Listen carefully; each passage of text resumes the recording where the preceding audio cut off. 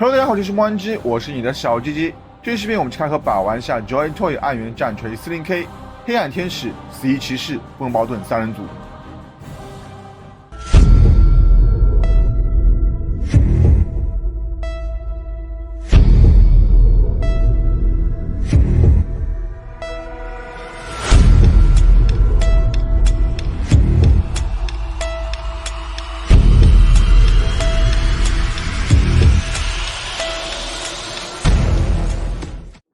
首先，我们来看一下问题最大的真假部分。现在是正常状态下真假位置，可以明显感觉到是偏下的。然后我们把两侧真假都往上提到顶，真假的位置就会趋于一个比较正常的高度，比正常状态下的要好看很多。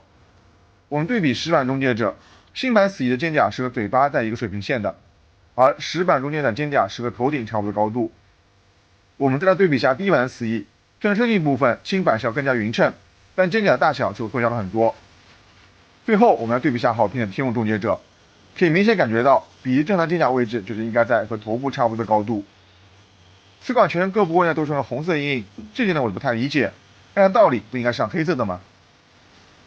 身高部分，这三款死翼其实都在 15.5 厘米左右，相较于早期的死翼，个人感觉这个比例是不错的。如果把肩甲换成老版的，在高度和大小差不多的情况下，整体造型是接近完美的。头盔部分，三款造型基本都是一样的，部位中间都是金色装饰，额头上有金色的骷髅浮雕。三款的差别在于右侧护上的系列造型有不同的形状和图案组成。死翼骑士1号在盔甲顶部比其他两款多一个金色的铁框框装饰。胸甲方面，1号和2号都在外侧穿着绿色的袍子，褶皱的分离系列也是相同的。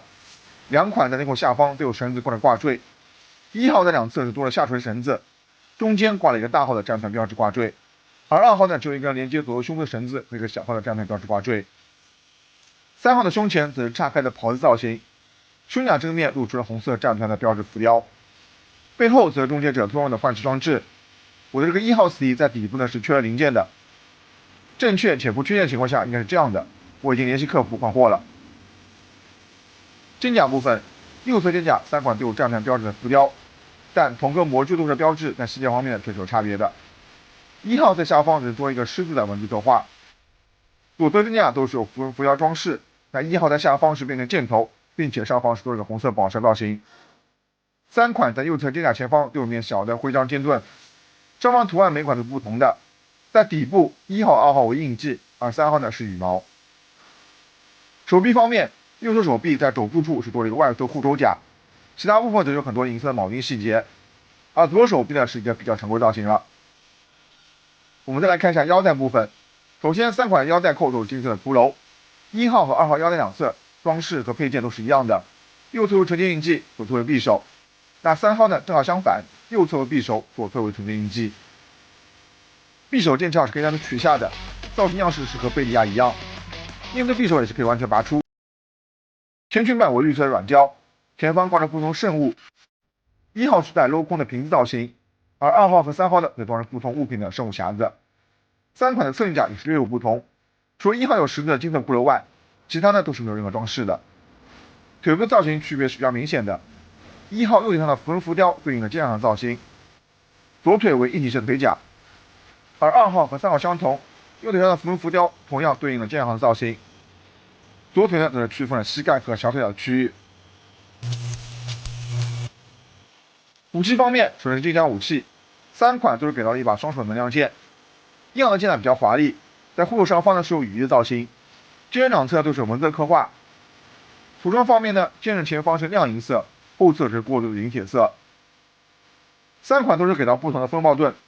，1号的盾牌整体底色为绿色，上方是带有翅膀的卡利班造型浮雕，下方也有卡利班的文字刻画，盾牌右下方呢装上两个纯金印记。2号和3号元素差不多，都有断剑和铁环的浮雕，也同样有狮王的文字刻画。